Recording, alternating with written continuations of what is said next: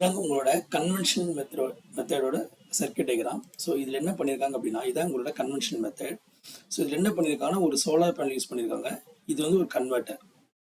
Solar panel ஒரு converter use பண்ணி so என்ன பண்ணால் ஒரு பேட்டரி சார்ஜ் மட்டும் பண்ணியிருக்காங்க.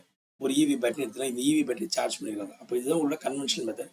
இதில் சோலார் இருந்தால் ஒர்க் ஆகும். சோலார் இல்லை அப்படின்னா அந்த இவி பேட்டரி வந்து நம்மளால சார்ஜ் பண்ண முடியாது. ஆக்சுவலாக ஸ்டாண்ட் அலோன் அப்படின்றது போது ஒரு சோலார் மூலமாக, அதாவது நம்ம வந்து கரண்ட் இல்லை, அதாவது வந்து நம்ம ஏசி சோர்ஸ் இல்லாமல் யூஸ் பண்ணுறது தான் ஸ்டாண்ட் அலோன் அப்படின்வாங்க. சோலார் மூலமாக யூஸ் பண்ணுறோம் அப்படின்னா, அப்போ சோலார் யூஸ் பண்ணி நம்ம பண்ணும்போது சோலாருக்கு ஒரு பேக்கப் வந்து நார்மல் கன்வென்ஷனல் மெத்தடில் இல்லை. ஸோ இதனால உங்கள் பேப்பரில் என்ன பண்ணியிருக்காங்கன்னா, உங்கள் பேப்பரில் இந்த சர்க்கியூட் டயக்ராம் போட்டிருக்காங்க. ஸோ இந்த பேப்பரில் என்ன பண்ணியிருக்காங்க அப்படின்னா, ஸோ சோலார் பேனல் யூஸ் பண்ணியிருக்காங்க. சோலார் பேனலுக்கு ஒரு கன்வெர்ட்டர் யூஸ் பண்ணியிருக்காங்க. ஸோ இங்கே எப்படி ஒரு கன்வெர்ட்டர் யூஸ் பண்ணியிருக்காங்களோ அதே மாதிரி இங்கே ஒரு கன்வெர்ட்டர் யூஸ் பண்ணி, ஸோ இந்த கன்வெர்ட்டர் அவுட்புட் வந்து ஒரு டிசி பஸ், அதாவது இங்கே என்ன பண்ணுறாங்க அப்படின்னா, இந்த டிசி பஸ்ஸில் இவங்க டைரெக்டாக இங்கே வந்து பேட்டரி வந்து சார்ஜ் பண்ணிட்டாங்க. ஆனால் இவங்க என்ன சொல்கிறாங்கன்னா, அப்போ இந்த சோலாருக்கு அப்புறமே என்ன பண்ண போகிறோம், ஒரு கன்வெர்ட்டர் போட போகிறோம். இந்த கன்வெர்ட்டட் வோல்டேஜ் ஆனது அதிகமாக இருக்கும்.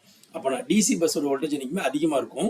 ஸோ அப்போ அந்த டிசி பஸ்ஸோட வோல்டேஜுக்கு அப்புறமா இன்னொரு கன்வெர்ட்டர் போட்டு என்ன பண்ணுறாங்க அப்படின்னா, ஒரு இவி பேட்டரி சார்ஜ் பண்ணுறாங்க. அதாவது இவி பேட்டரி சொல்லும்போது அது பைக்கு, சைக்கிள் ஏதோ ஒன்று சம்திங் அவங்க வந்து சார்ஜ் பண்ணுறாங்க. அப்போ இந்த பார்ட்டே அவங்க என்ன பண்ணுறாங்க அப்படின்னா, நார்மலாக ஒரு கன்வெர்ட்டர் யூஸ் பண்ணுறாங்க. அந்த கன்வெர்ட்டர் ஹை வோல்டேஜ் கன்வெர்ட்டர். அப்போ சோலார்ந்து வரக்கூடிய வோல்டேஜ் ஆனது அதிகமாக மாறி ஸோ டிசி பஸ்ஸில் இருக்குது. அந்த டிசி பஸ்ஸுக்கு அப்புறமா பேட்டரியை சார்ஜ் பண்ணுறதுக்கு ஒரு கன்வெர்ட், இவி பேட்டரியை சார்ஜ் பண்ணுறது ஒரு கன்வெர்ட்டர் போடுறாங்க. அந்த சேம் டைம் அந்த வருதுல ஹை வோல்டேஜ், அந்த ஹை வோல்டேஜ் மூலமா இன்னொரு கன்வெர்ட்டர், அந்த கன்வெர்ட்டர் என்ன பண்ணாங்க, பை டைரக்ஷனல் கன்வெர்ட்டர் போட்டிருக்காங்க. ஸோ பை டைரக்ஷனல் கன்வெர்ட்டர் போட்டு ஒரு பேக்கப் பேட்டரி வந்து சார்ஜ் பண்றாங்க. அதான் எனர்ஜி ஸ்டோரேஜ் சிஸ்டம். அப்பனா பாருங்க, இப்போ சோலார் இருந்தா இந்த கன்வெர்ட்டர் போய் டிசி பஸ்ஸுக்கு போகும். அந்த சேம் டைம் டிசி பஸ்ல இருந்து இந்த பேட்டரி வந்து சார்ஜ் ஆகுது. இப்போ சோலார் இல்லைன்னு எடுத்துங்களேன். ஸோ பேட்டரி வழியா இந்த கன்வெர்ட்டர் போய் டிசி பஸ்ஸுக்கு போகும். அந்த சேம் டைம் பேட்டரி வந்து இவி பேட்டரி வந்து சார்ஜ் பண்ணுங்க.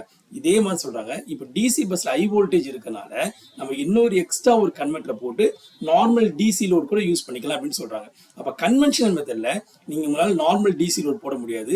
ஒரே ஒரு இவி பேட்டரி நம்ம சார்ஜ் பண்ணிக்கலாம், அவ்வளவுதான். ஆனா இந்த ப்ராஜெக்ட்ல உங்க பேப்பர் என்ன சொல்றாங்கன்னா, ஹை வோல்டேஜ் கன்வர்ஷன் ரேஷியோ எடுத்தோம் அப்படின்னா நம்ம அந்த ஹை வோல்டேஜ் கன்வர்ஷன் ரேஷியோல இவி பேட்டரிக்கு தனியாக ஒரு கன்வெர்ட்டர் போட்டுக்கலாம். அடுத்து வந்து பார்த்தீங்கன்னா நார்மல் டிசி லோட் ஏதாவது யூஸ் பண்ணி நம்ம ஒரு கன்வெர்ட்டர் போட்டுக்கலாம் அப்படின்னு சொல்றாங்க. அதாவது இந்த டிசி பஸ்ஸுக்கு வருமா 2 கன்வெர்ட்டர் போட்டிருப்பாங்க. ஒன்று டிசி லோட் அப்படின்னு கொடுத்துருப்பாங்க, ஒன்று வந்து இவி பேட்டரி சார்ஜிங் அப்படின்னு கொடுத்துருப்பாங்க. ஸோ அப்போ இதுல பேக்கப் நடக்குது உங்களுக்கு, பிளஸ் 2 விதமான லோடு வந்து நம்ம யூஸ் பண்ணிக்கலாம் அப்படின்னு சொல்றாங்க. ஆக்சுவலா அதுக்கு அடுத்தது என்ன சொல்றாங்க அப்படின்னா, இந்த இவி பேட்டரி இருக்குல்ல, இந்த இவி பேட்டரி வந்து பாத்தீங்கன்னா அதுவே ஒரு பைடைரக்ஷனல் கன்வெர்ட்டர் அப்படின்றாங்க. அந்த இவி பேட்டரி சார்ஜ் வந்து பைடைரக்ஷனல் கன்வெர்ட்டர். இப்போ என்ன சொல்றாங்கன்னா, இந்த இவி பேட்டரி நம்ம சார்ஜ் பண்ணிட்டு, இப்போ வண்டி வந்து சார்ஜ் பண்ணிட்டோம், நம்ம இங்கே போல அப்போ பேட்டரி சார்ஜ் ஃபுல்லா இருக்குன்னு அஷ்யூம் பண்ணுங்களேன். அப்போ சோலார் இல்லை, பேட்டரியும் இல்லைன்னா இந்த இவி பேட்டரி மூலமா இந்த பேக்கப் பேட்டரியை சார்ஜ் பண்ண முடியும்னு சொல்றாங்க. அதாவது என்ன சொல்றாங்க அப்படின்னா அவங்க, ஸோ இதுல இருந்து இந்த பேட்டரி நம்ம சார்ஜ் பண்ணலாம் அப்படின்னு சொல்றாங்க. அப்போ இந்த ப்ராஜெக்ட்ல என்ன அட்வான்டேஜ் இருக்கு அப்படின்னா, நம்ம ஒரு சோலார் பேனல் போடுறோம், சோலார் பேனல் போட்டு ஒரு பேக்கப் பேட்டரியும் போடுறோம். பேக்கப் பேட்டரி போட்டு பேக்கப் பேட்டரி சார்ஜ் ஆகுது. அப்புறம் டிசி பஸ்ல இருந்து இவி பேட்டரி சார்ஜ் பண்றதுக்கு ஒரு நார்மலா ஒரு சின்ன லோடு சார்ஜ் ஒர்க் பண்ண வைக்கிறதுக்கு 2 டிசி அவுட்புட் நம்ம எடுத்துடுறோம்.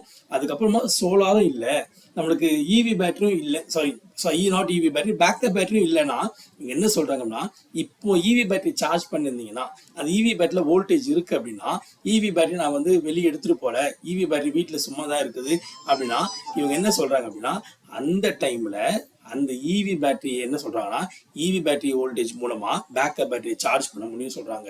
இதாங்க உங்க ப்ராஜெக்டோட அட்வான்டேஜஸ்.